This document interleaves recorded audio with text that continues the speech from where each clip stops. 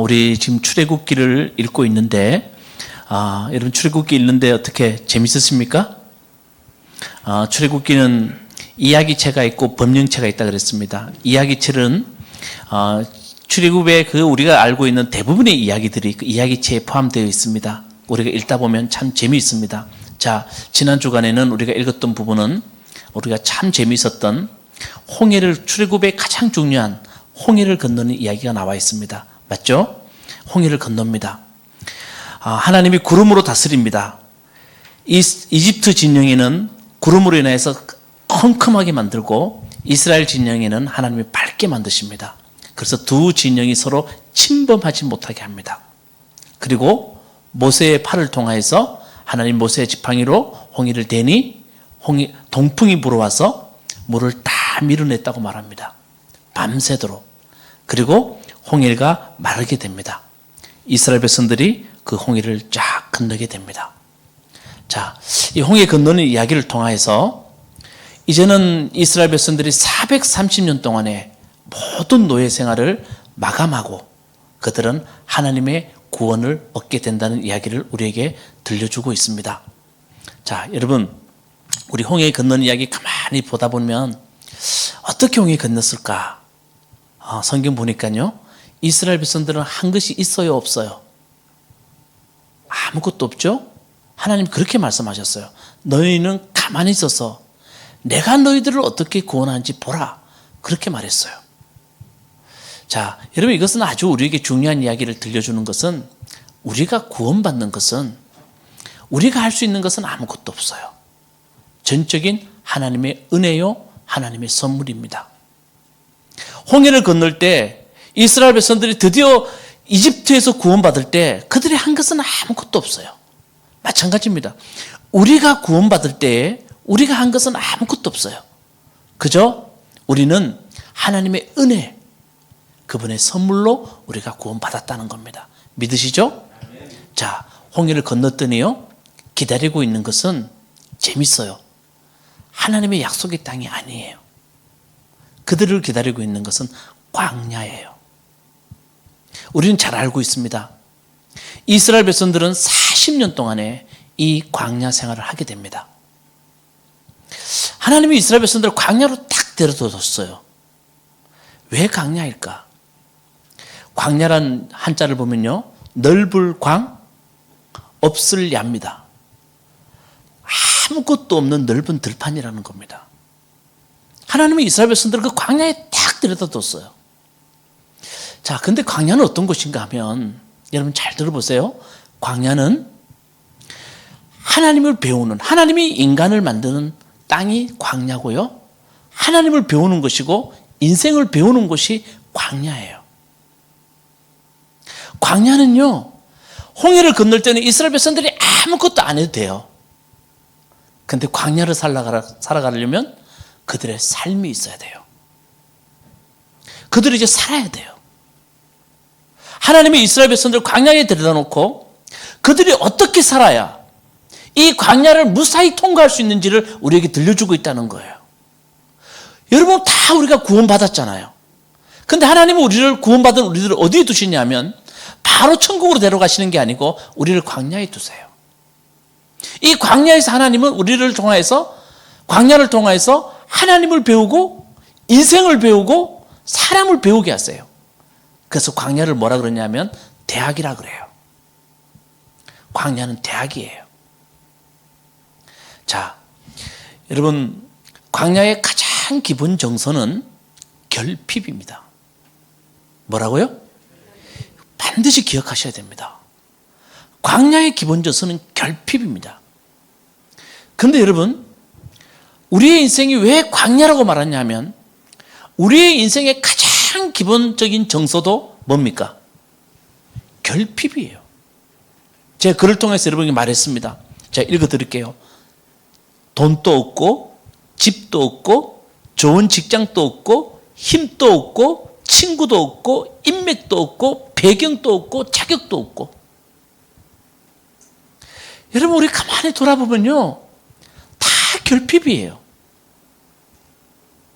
그래서 광야라 그래요.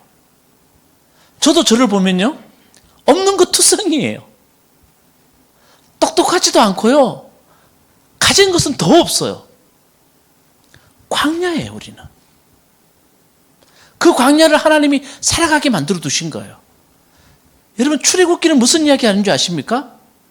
이 결핍, 아무것도 없는 이 광야를 우리가 어떻게 살아가야 되는지에 대해서 우리에게 들려주는 게 이게 출애굽기예요. 여러분, 이 광야를 살아가는 사람이 대표적인 사람들이 누구냐 하면 베두인들이라고 말합니다. 누구라고요? 베두인. 여러분, 이 베두인들은요, 한 가지 진리는 확실히 압니다. 그게 뭐냐면 광야는 혼자 살아갈 수 없다. 이게 베두인들이 알고 있는 진리입니다. 광야는 혼자 살아갈 수 없기에 그들은 동행자와 함께 동행합니다. 그런데 그 동행자가 누군지 아십니까? 베두인들이 가지고 있는 동행자는 첫 번째가 하나님입니다. 두 번째는 은혜, 세 번째는 감사, 네 번째는 사람, 다섯 번째는 환대입니다. 좀 외우셨나요? 첫 번째 누구라고요? 하나님, 그 다음에 아니 은혜요. 아는 척 하지 마세요. 나는 하여튼 지나가다 보면 젊은이만 보면 하은이 생각나, 진짜로. 자, 하나님, 은혜, 감사, 그 다음에 사람, 환대. 여러분, 베두인들은 알아요. 이 광야를 살아가기 위해서는 은혜 없이는 살아갈 수 없다는 거. 하늘에서 내려오는 것이 없으면 살아갈 수 없다는 거. 아침에 이슬이 감사고요, 작은 풀 한 포기가 감사해요. 은혜예요. 그리고 작은 것도 그들은 뭐합니까? 감사로 받아들여요. 이게 하나님과 동행하는 거예요. 그래서 하나님, 또 그 다음 뭐요? 은혜, 감사예요. 하나님께 동행하는 거예요. 그리고 베두인들은 또 알아요. 정말 혼자 살아갈 수 없는 걸 알기 때문에 베두인들의 가장 기본적인 정서가 뭔지 아십니까? 환대예요. 그들은 절대로 사람들이 올 때 당신은 어느 사람입니까? 어디에서 왔습니까? 무엇하는 사람입니까? 절대 묻지 않는답니다. 그들은 무조건 사람이 오면 환대, 들어오세요. 그리고 그들에게 먹을 것을 대접해 줍니다. 왜?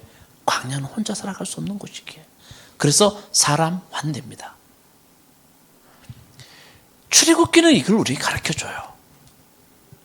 어떻게 하면 하나님과 동행하고 어떻게 하면 사람과 동행할 수 있는 길이 우리에게 무엇인지에 대해서 우리에게 가르쳐주고 있는 것이 이 출애굽기입니다.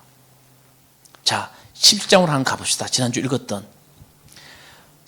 출애굽기 17장에 가니까 그들에게 뭐가 없냐면 물이 없어요.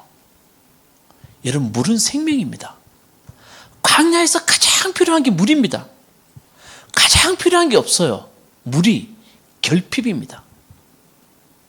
여러분, 결핍이 일어났을 때 사람들이 가장 먼저 일어나는 게 뭡니까? 예? 원망이에요. 모세한테 원망하죠. 대들죠. 우리에게 들려주는 교훈이 뭐냐 하면 광야에서 살아갈 수 없는 게 있대요. 두 가지가 있어요. 첫 번째가 뭡니까? 원망. 광야에서는 원망해서는 못 산대요. 두 번째가 뭐냐 하면 욕심. 광야를 빨리 지나가기 위해서는, 광야를 우리가 살아가기 위해서는 욕심 부르면, 다시 말하면 내 몸이 무거우면 광야는 못 지나간대요. 그래서 원망이 일어나요. 여러분, 원망은 반드시 우리를 이끄는 것이 있대요. 성경이 자세히 나옵니다. 원망이 이끄는 것은 의심이에요. 그들이 뭐라 그럽니까? 하나님이 계신가 안 계신가? 그래서 그 원망했던 그 르비딤의 그 물이 없던 그 장소를 뭐라냐 하면 마사라고 말합니다. 하나님이, 따라합시다. 하나님이 계신가 안 계신가? 반드시 원망은 우리 어디로 이끈다고요? 의심으로 이끌어요. 여러분, 자꾸 원망해 보세요. 나는 이것도 없고 이것도 없고 이것도 없고 왜 나는 이렇게 하나님이 인도하셨나? 자꾸 그렇게 생각하면요, 좀 있으면 반드시 그 길로 갑니다. 하나님이 안 계셔. 하나님이 계시면 이렇게 할 수 있을까? 그 길로 간다는 겁니다. 근데 여러분, 원망이 일어났을 때 모세는요, 지팡이로 물을 탁 파헤쳤더니 거기서 뭐가 나옵니까? 물이 나와요. 여러분, 모세의 지팡이를 뭘 상징하냐면 이 지팡이가 능력이 있는 게 아니에요. 모세의 지팡이를 짚고 다니는 이유는 뭐냐면 그 지팡이는 함께 하시는 하나님을 상징해요. 나는 늘 지팡이를 잡고 있듯이 하나님이 나와 함께 하신다. 그걸 원망을 이겼다는 거예요. 자, 여러분, 우리도 하나님이 지팡이 하나 주셨어요. 그 지팡이 뭡니까? 임마누엘의 지팡이. 하나님이 우리와 함께 하신다. 우리의 삶의 결핍인 이 광야를 지나기 위해서 우리가 반드시 기억해야 될 것은 어떤 어려움이 오더라도 성경 우리에게 들려줘요. 하나님이 나와 함께 하신다. 우리 집사람에게 자주 그런 말 해요. 여보, 산 입에 뭐요? 거미줄 안 쳐. 걱정하지 마. 이렇게 이야기하는데 저는 그 말이 뭐냐면 하나님이 함께 하셔. 하나님이 우리와 함께, 지금까지 하나님이 함께 하셨기에 여기까지 온 거예요. 믿으시죠? 그 여러분, 광야에서 원망이 일어날 때 여러분, 사람이 원망이 일어나는 건 당연한 거예요. 원망이라는 손님은 찾아와요. 이걸 내가 막을 수가 없어요. 여러분, 원망 안 일어나는 사람 누가 있어요? 그렇지만 그것이 찾아올 때는 순간 내가 화가 나고 내 삶에 위축될 수도 있지만 그때 반드시 우리 속에 우리가 기억해야 될 것은 모세의 지팡이, 하나님이 나와 함께 하신다. 그래, 이것도 이길 수 있는 힘을 하나님이 주실 거지. 이 일을 통해서 하나님이 반드시 뭔가를 우리에게 주실 거야. 하나님이 우리에게 고난 주실 때는 항상 기억해, 지난주에 말씀드렸죠. 고난 뒤에 하나님이 뒷짐지고 가져오시는 것이 선물이 있대요. 그걸 기억하시면 됩니다.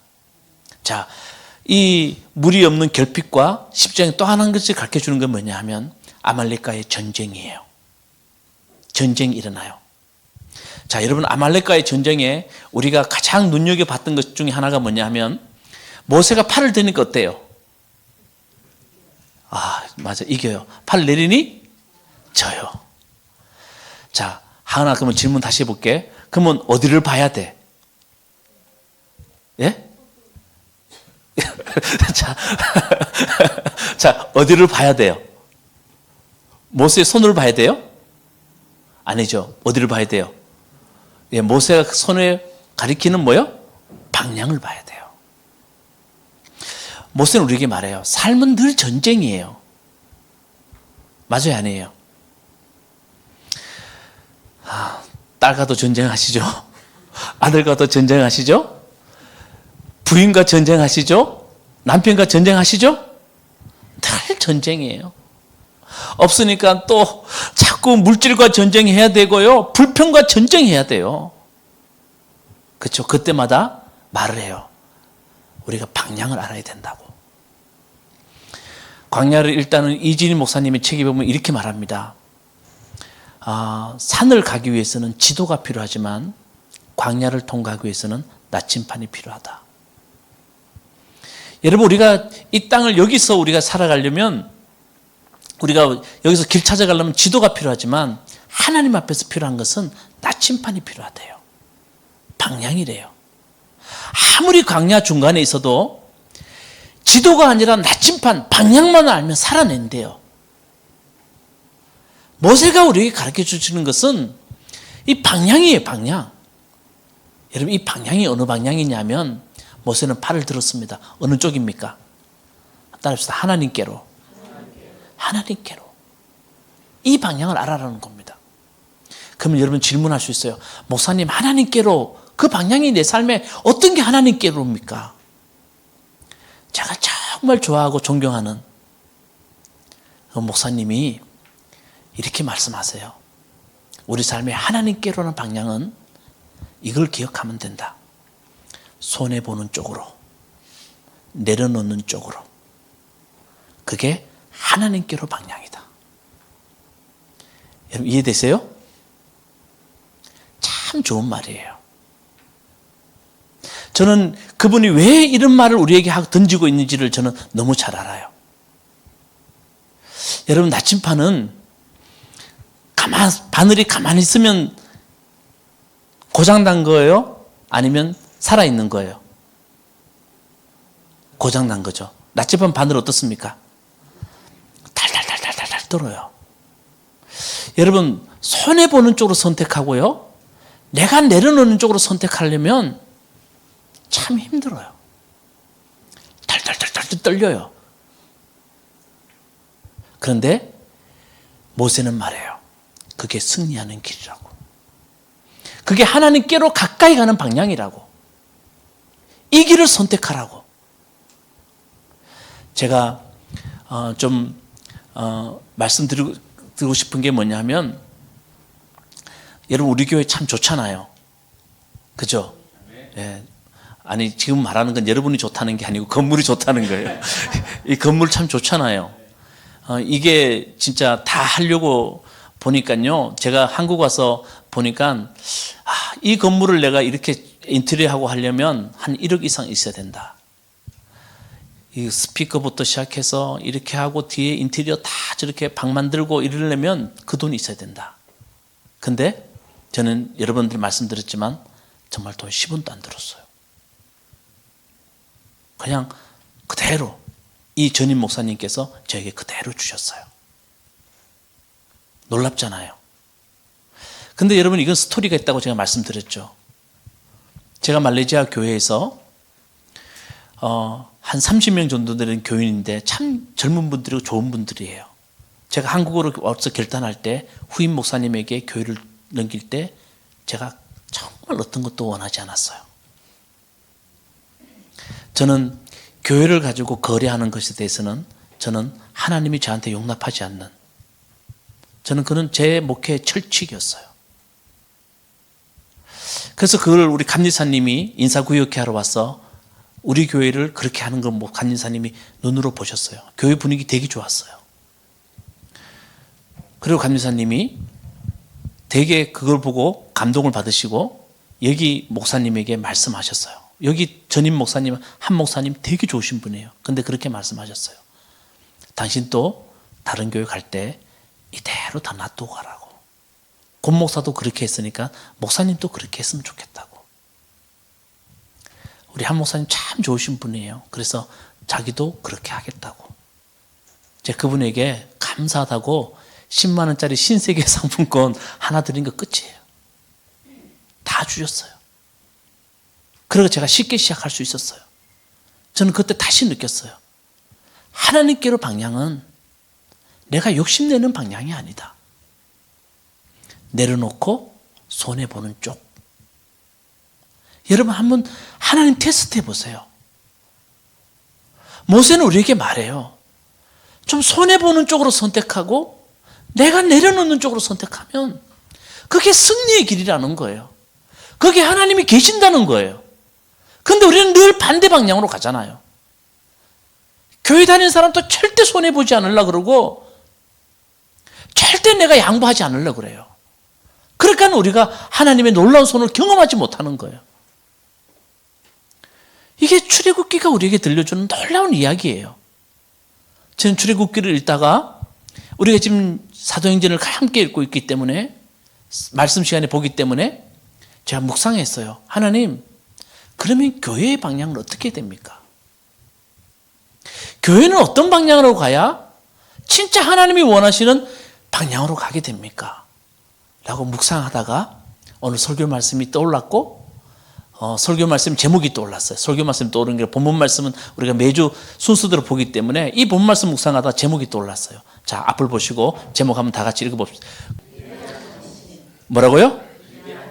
자, 이거 간단하게 말씀드릴 텐데 여러분 진짜 오늘 말씀 이거는 잘 들으셔야 돼요. 사순절 기간인데요. 우리가 이제 마지막 사순절 끝자락에 와 있습니다. 고난주간입니다. 고난주간 그러면 우리가 늘 생각나는 게 뭐냐 하면 십자가입니다. 자, 여러분, 저는 예수 믿는 사람들이 십자가에 대해서 어떻게 생각하고 그걸 어떻게 설명해낼 수 있을까? 제가 목사 되고 난 뒤에도 당신이 십자가는 뭡니까? 라고 할 때 내가 성도들한테 이걸 어떻게 설명해낼 수 있을까? 내가 생각하는 게 형편없더라고요. 여러분 십자가 목에 걸고 다니라고 만든 겁니까? 아니잖아요. 정말 여러분 십자가를 누구에게 그 십자가 정신이 어떤 것인가에 대해서 여러분 정말 설명할 수 있을까요? 이게 잘 알아야 돼요. 바울은 이 십자가에 대해서 우리에게 잘 설명해 주는 것이 우리에게 잘 알려진 그리스도의 창가라고 하는 빌립보서 2장 6절에서 8절 말씀이에요. 십자가에 대해서 우리에게 잘 이야기해 주고 있어요. 그래서 이것을 교회에서는 이것을 그리스도의 창가라고 불러요. 왜? 십자가 정신이 이 속에 다 들어가 있기 때문에. 자, 빌립보서 2장 6절에서 8절 말씀 우리 다 같이 한번 읽어보도록 하겠습니다. 시작. 그는 하나님의 모습을 지녔었으나 하나님과 동등함을 당연하게 생각하지 않으시고 오히려 자기를 비워서 종의 모습을 취하시고 사람과 같이 되셨습니다. 그는 사람의 모양으로 나타나셔서 자기를 낮추시고 죽기까지 순종하셨으니 곧 십자가에 죽기까지 하셨습니다. 이게 빌립보에서 말하는 바울이 들려주는 십자가를 가장 잘 요약한 거예요. 자, 다시 4절 말씀, 6절 말씀으로 가봅시다. 자, 여러분 앞을 보세요. 그는 하나님의 모습을 지녔으나 동등됨을 당연하게 생각하지 않으시고 자기를 어떻게 해요? 비워서 어떤 모습이 되셨습니까? 종의 모습, 그것은 다 마치 무슨 모습요? 사람의 모습이 되셨다. 방향이 어때요? 위에서 어디로 해요? 아래로. 이게 십자가예요. 하나님의 동등된 모습이 가졌었으나 그는 자기를 비워서 종의 모습으로 사람이 되셨대요. 근데 계속해서 우리 계속 읽어봅시다. 사람이 되셨습니다. 다 계속해서 시작. 그는 사람의 모양으로 나타나셔서 자기를 낮추시고 죽기까지 순종하셨으니 곧 십자가에 죽기까지 하셨습니다. 사람의 모양으로 나타나셔서 자기를 더 낮추셨대요. 어디까지? 죽기까지 순종하셨던 것. 그게 십자가래요. 이해되십니까? 여러분, 우리가 누군가를, 내 손에 뭔가를 잡고 있으면 제가 여러 번 말씀드렸지만 다른 걸 잡지 못해요. 여러분, 내가 이걸 잡고 있는데 어떻게 다른 걸 잡을 수 있습니까? 놔야 돼요. 그래야 이걸 잡을 수가 있어요. 여러분, 예수님이 이 땅에 오셔서 우리에게 가르쳐 준 것은 자기를 비웠대요. 그래야 담을 수 있대요. 아멘? 여러분, 사랑은 정말 사랑하면 나를 비워내요. 다시 말하면 사랑은 나가 없어지는 게 사랑이에요. 내가 누굴 사랑하면요, 나가 없어져요. 다 사랑해 보셨잖아요. 아멘 한번 해봅시다. 사랑 안 해줘서 결혼하셨어요? 왜 여기도 안 사랑해서 결혼했죠? 맞죠? 그게 내가 있어요, 없어요? 약간 좀 의심스러운데. 자, 내가 없는 거예요. 내가 좋아하는 건, 내가 사랑하는 건, 내가 먹고 싶은 것, 이게 다 없어지는 거예요. 그리고 그로 채워지는 게 사랑이에요. 예수님이 우리를 사랑하셨다는 것은 결국은 우리를 사랑하셔서 자기를 다 비워내셨다는 거예요. 하나님이심에도 불구하고 자기를 다 비워내셨대요. 어디까지? 십자가에 죽기까지. 여러분, 죽음 말고는 사람이 사랑을 표현할 수 있는 다른 방법이 있나요? 이게 사람이 할 수 있는 마지막 방법이에요. 나를 비워내는. 그걸 다 비워냈대요. 왜? 우리 너무 사랑하셨다는 겁니다. 그 십자가는 사랑이에요. 하나님 동등됨을 취하지 아니하시고 자기를 비워서 종의 모습, 사람의 모습으로 되셔서 죽기까지 사랑하셔서 십자가를 지셨대요. 이게 십자가예요. 여러분, 그리스도의 창가란 말은 무슨 뜻입니까? 우리 그리스도인들이 찬양해야 할 것이 이거라는 거예요. 이게 십자가의 위대한 정신이라는 거예요. 예수님은 십자가를 통하여서 우리에게 들려주시는 것은 우리가 살아갈 삶의 방향을 가르쳐 주세요. 너희들도 십자가 지라는 말은 우리가 저 십자가에 못 박히란 말이 아니고 너희가 삶을 살아갈 수 있는 방향이 어느 방향인지 바라는 거예요. 나는 너희들에게 정말 이 위대한 정신을 줬는데 너희는 이 위대한 길로 너희가 살아가고 있냐는 것을 우리에게 묻고 있는 거예요. 아멘? 여러분, 이 그리스도의 십자가 이 정신을 저는 질문해 봅니다. 우리 삶에 어떻게 실천해야 될까? 우리는 우리 삶에서 어떻게 이런 십자가 정신이라는 것이 우리 삶에서 어떻게 우리가 나타나야 될까? 이게 중요하잖아요. 십자가 하는데 십자가의 삶을 우리가 어떻게 이 위대한 정신을 우리가 삶에서 구현해낼 수 있을까? 이게 중요하잖아요. 여러분, 바울이 이 그리스도의 창가는요, 그냥 나온 게 아니에요. 이게 이사야서 53장 말씀과 잇대어 있어요. 여러분, 이사야 53장 말씀은 우리가 그 유명한 고난받는 종의 이야기예요. 잘 들어보세요.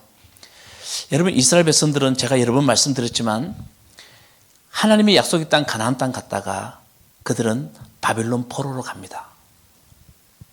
그런데 이런 바벨론 포로는요, 이스라엘 백성들에게 엄청난 충격적인 사건이에요.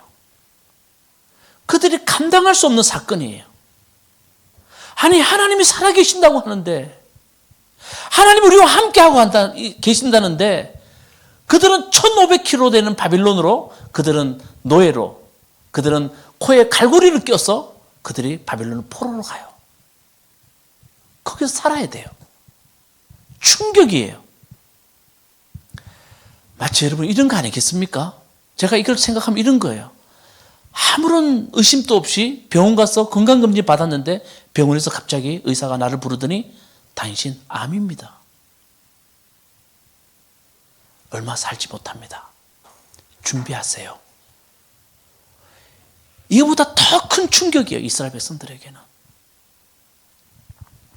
그리고 그들은 바벨론 포로에서 돌아왔습니다. 돌아왔는데 그들이 가만히 생각해 봐요.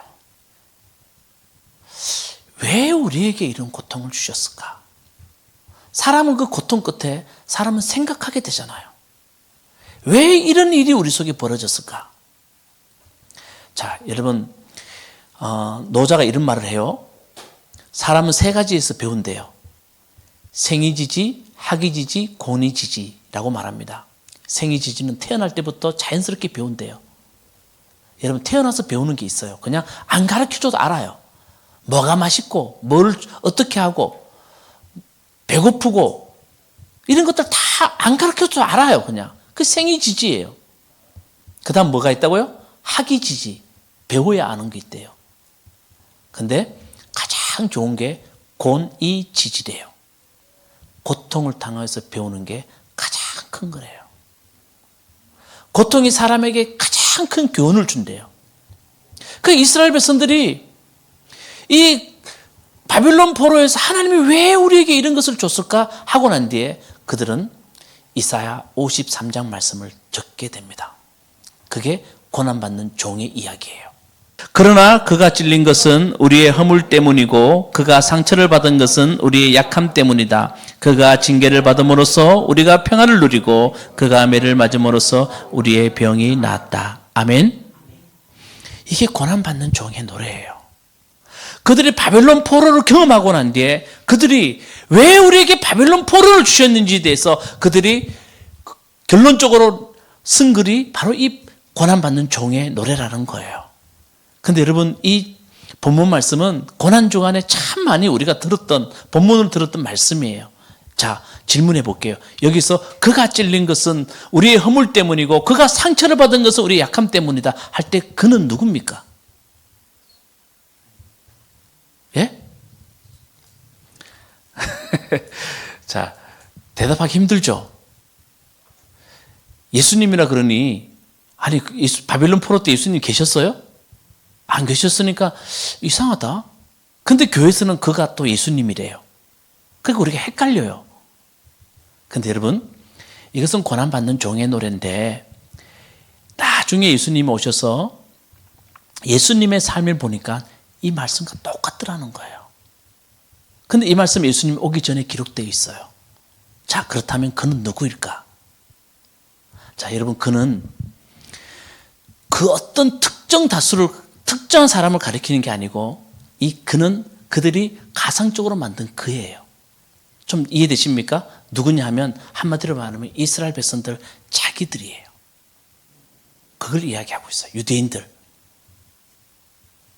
그러면서 그들은 이렇게 말해요. 그가 찔린 것은 우리의 허물 때문이고 그가 상처를 받은 것은 우리의 약함 때문이다. 이렇게 말하면서 그렇게 말해요. 실로 우리가 받아야 할 고통을 대신 받고 그러나 우리는 그의 징벌을 받아서 하나님께 맞으며 고난을 받았다고 생각하였다. 자, 보세요. 그러나부터 중간에 보세요. 그가 징벌을 받아서 하나님께 맞음으로 고난을 받았다고 생각하였다. 그게 누굽니까?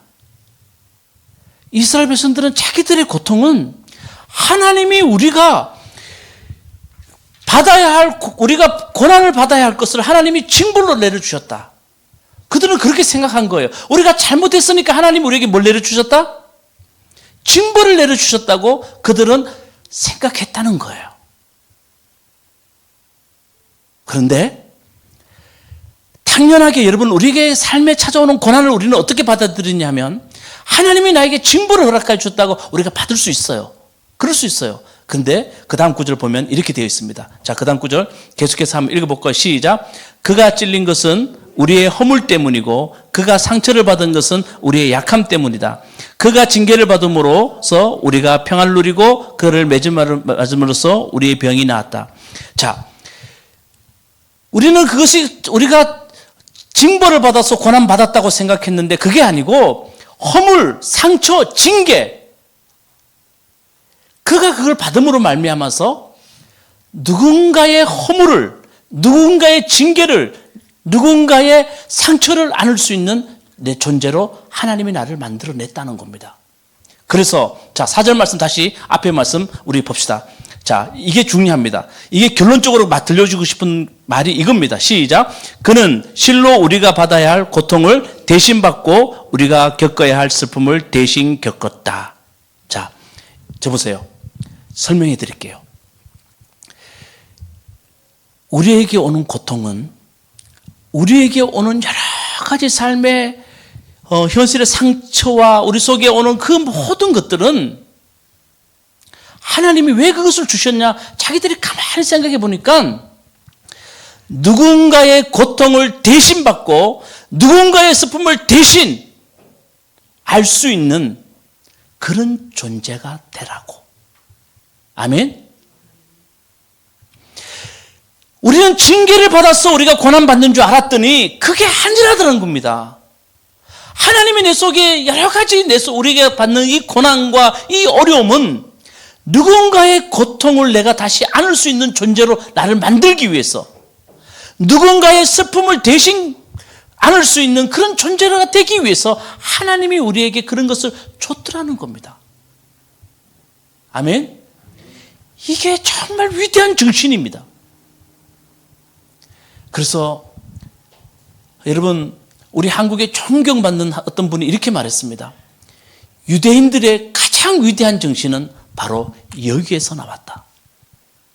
자기들의 고난을 하나님 앞에서 하나님이 우리가 누군가를 안을 수 있는 존재, 누군가의 슬픔을 대신할 수 있는 존재, 누군가의 고난을 대신할 수 있는 존재로 만들기 위해서 우리에게 이런 고난을 주셨다는 것을 알아낼 수 있었던 것, 이게 유대인들의 가장 위대한 정신이라고 이렇게 말합니다. 여러분, 우리가요, 삶에 여러 가지 어려움이 와요. 근데 그 어려움은 하나님이 나한테 왜 이러실까? 하나님이 왜 나에게 이런 고난을 주셨을까?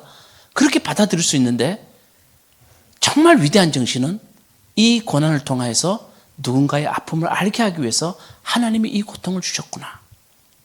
나에게 이 슬픔을 주신 것은 누군가의 슬픔을 내가 안을 수 있는 존재를 만들기 위해서 이것을 우리에게 주셨구나 하는 것이 위대한 정신이라는 겁니다. 그래서 여러분, 우리의 삶에서 십자가 정신이라는 것, 이걸 우리가 삶에서 어떻게 실천해낼 수 있을까? 우리는 어떻게 다른 사람을 안을 수 있는 존재로 우리가 살아갈 수 있을까? 다른 것 아닙니다. 고난받는 종의 노래입니다. 내 삶에 찾아오는 여러 가지 어려움. 여러분, 우리 삶에 고난이 없는 사람이 없고 어떻게 어려움 없는 사람이 있습니까? 다 옵니다. 그런데 그것을 하나님 앞에서 아름다운 정신으로 승화시킬 수 있는 사람이 되라는 겁니다. 이게 위대한 정신입니다. 아멘? 우리가 정말 이 주님의 고난 주간에 우리가 있으면서 주님이 날 위해서 고난 받으셨다. 우리가 어떻게 하든 그냥 눈물을 흘리려고 그러고 어떻게 하든 그걸 알아보려고 하는데 여러분, 그게 어떻게 됩니까? 여러분, 정말 그게 돼요? 그런데 우리 삶에서 이 십자가 정신을 구현한다는 것은 내 삶에 오는 많은 것들을 누군가를 안을 수 있는, 누군가를 내가 품을 수 있는 삶의 상황으로 내가 만들어낼 수 있는 사람이 이 진짜 주님 앞에서 십자가 정신으로 살아가는 사람들의 모습이라는 겁니다. 저는 여러분, 우리가 고니지지, 다시 말하면 고난을 통해서 배운다. 그런데 그보다 가장 안타까운 것이 뭐냐면 고니부지, 고난이 와도 아무것도 배우지 못하는 사람. 그게 가장 큰 낭비라고 사람들이 말합니다. 내 삶에 찾아오는 고난을 통해서 그것을 내가 위대한 정신으로 만들 수 있는 사람도 있는 반면에 고니부지, 고난을 아무것도 아는 것으로 만들어내는 사람들이 있다는 겁니다. 큰 낭비입니다. 그래서 오늘 여러분 본문 말씀을 읽었잖아요. 저는 그렇게 생각해요. 이 본문 말씀을 읽으면서 주님, 우리 교회의 이 교회가 가야 할 방향, 교회의 위대한 정신은 뭡니까? 라고 보면서 이 본문 말씀 보면서 그게 생각난 거예요. 자, 우리 오늘 본문 말씀 다시 읽어봅시다. 지내며 모든 것을 공동으로 소유하였다. 그들은 재산과 소유물을 맡아서 모든 사람에게 필요한 대로 나누어 주었다. 그리고 날마다 한 마음으로 성전에 열심히 모이고 집집이 돌아가면서 빵을 떼며 순전한 마음으로 기쁘게 음식을 먹고. 여러분, 이스라엘 이 초대교회 교인들은 어떻게 이런 일이 벌어졌을까? 자꾸 고민하게 돼요. 자기들이 따르던 스승인 예수님은 십자가에 못 박혔어요. 그러면 초대교회 교인들의 삶은 편안했을까요? 어려웠을까요? 여러분, 생각해 보세요. 그들은 단지 십자가에 못 박혀 죽지 않았지만 그들은 십자가의 고통만큼이나 그들의 삶도 힘들었어요. 예수님을 따른다는 그 이유 때문에. 대표적인 사람이 베드로예요. 베드로는 예수님을 배신했어요. 여러분, 예수님을 베드로가 정말 배신하고 싶어서 배신했을까요? 그만큼 삶의 상황이 힘들다는 거예요. 또 대표적인 한 사람은 가룟 유다예요. 스스로 자살해요. 그만큼 살기 힘든 상황이 자기 삶에 닥쳐왔어요. 어려워요. 고난이에요.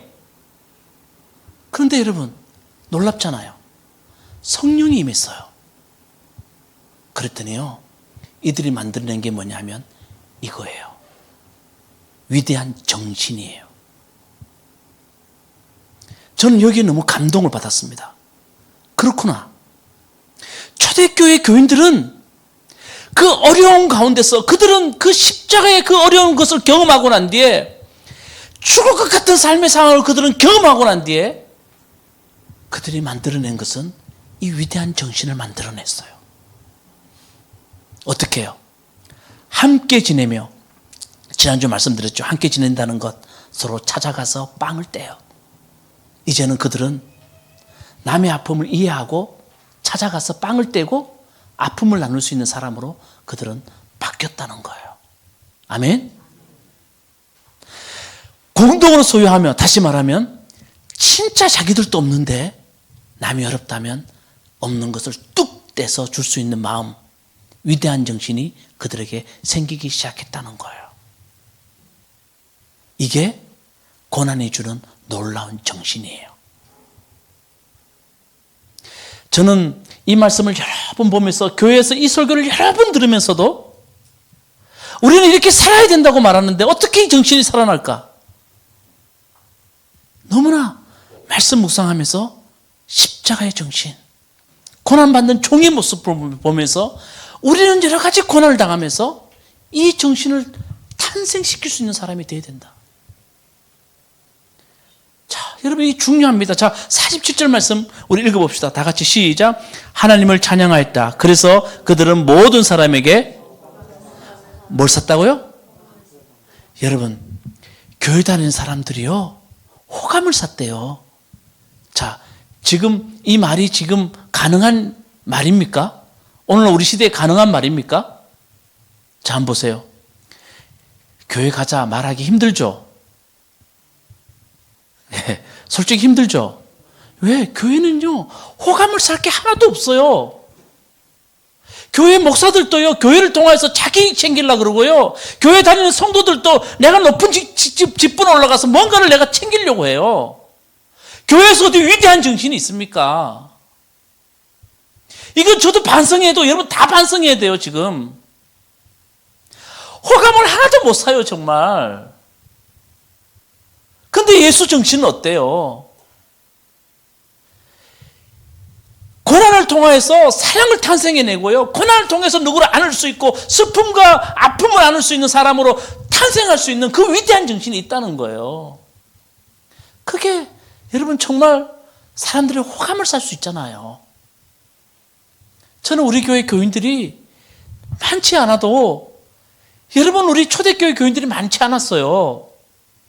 그렇지만 우리가 이런 정신을 탄생시킬 수 있는 사람이 되었으면 좋겠습니다. 아멘? 우리가 많은 것들을 못해도 조금 내가 당하는 고난을 당해봤으면, 누가 고난 당하면 그 마음을 알아서 그 마음으로 품을 수 있는 사람 되는 게 위대한 정신이에요. 내가 없어 봤기 때문에 남이 없는 사람 보면 내 걸 내려놓을 수 있는 사람이 위대한 정신을 가진 사람이에요. 이게 고난받는 종의 모습이라는 거예요. 모세가 가리키는 하늘 방향이에요. 예수님이 십자가의 방향이 바로 이런 모습이에요. 교회는 이렇게 호감을 사야 돼요. 아멘? 그래서 우리가 나가서 전도하는 것도 중요하지만, 정말 여러분 우리가 보면서 당신 보니까 내가 교회 한번 가고 싶다고 정말 그렇게 할 수 있는 우리가 돼야 돼요. 진짜 그래야 돼요. 그러니까 여러분, 예수 믿는 사람은 이래야 돼요. 그러니까 그 뒤에 말씀 계속 봅시다. 다 같이 시작. 주님께서는 구원받는 사람을, 우리 교회가 이렇게 돼야 돼요. 우리 교회가 이렇게 돼야 돼요. 여러분, 제가 좋아하는 동화 중에 하나가 저 뒤에 제 책꽂이에 있어요. 생태쥐페리의 뭐요? 어린 왕자. 참 좋아합니다. 어린 왕자가 지구에 오잖아요. 근데 어린 왕자가 확 울어요. 왜 우는지 아세요? 자기는 자기 별에 장미꽃 하나 너무 사랑했는데, 어린 왕자가 어디 갔더니 장미꽃이 5,000송이가 있어요. 그러니까 어린 왕자가, 나는 장미꽃 하나밖에 없는 줄 알고 그렇게 사랑하고 그렇게 아꼈는데 장미꽃이 몇 송이요? 5,000송이. 너무 슬픈 거예요. 그래서 막 울어요. 그때 누가 나타납니까? 여우가 나타나면 뭐라 그럽니까? 어린 왕자에게 길들여지다라는 말을 가르쳐 줍니다. 아시죠? 길들여지다는 말은 관계 맺는다는 겁니다. 그래서 내가 어느 장미꽃 하나를 두고 내가 마음을 주고 시간을 주고 내가 정을 주면 그 장미꽃과 내가 어떻게 해요? 길들여진다는 겁니다. 그게 사랑이래요. 많은 사람이 있는데, 많은 사람이 있다고 내가 우는 게 아니고, 내가 어느 한 사람에게 시간을 주고 정을 주고 내 마음을 주면 그 사람이 길들여져요. 그러면 그 사람이 좋아하는 게 뭔지 알고, 그 사람이 싫어하는 게 뭔지 알면서 내가 그걸 좋아하는 걸 하고 싫어하는 거 하지 않고, 그게 어떤 겁니까? 길들여지다. 여호와가 가르쳐주는 이 길들여지다는 말은 참 좋습니다. 여러분, 우리가 예수 믿으면서 길들여진다는 게 어떤 겁니까? 예수님을 사랑한다는 게 어떤 겁니까? 내 삶에 아무것도 하지 않으면서 길들여지는 일은 절대 없어요. 그분과 아무 관계 맺지 않으면서 우리가 그분을 사랑한다는 말은 다 거짓말이에요. 우리 길들여진다는 것은 아침에 주님이 이런 거 좋아하시겠지 하면서 내가 그냥 있더라도 누가 오면 자리 비켜주면서 앉으라 그러고, 누가 휴지 버리는 거 있으면 내가 휴지 하나 좀 줄 수 있고, 주님이 기뻐하겠지. 또 우리가 보면서 주님이 기뻐하는 게 어떤 걸 보면서 내가 이런 말 하면 저 사람 상처받는 것 하나님 기뻐하지 않을 거야. 나는 근데 저 말을 반드시 해야 돼.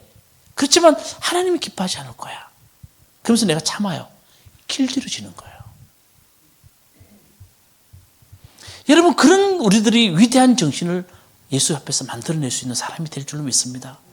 길들여지지 않는데 어떻게 우리가 그 위대한 정신을 만들어냅니까? 그래서 여러분, 우리 십자가의 사랑, 그 사랑 가지고 우리가 정말 주님을 닮아갈 수 있고 위대한 정신을 탄생시킬 수 있는 우리 무화과나무 교회 모든 성도들이 되기를 주님의 이름으로 축원합니다.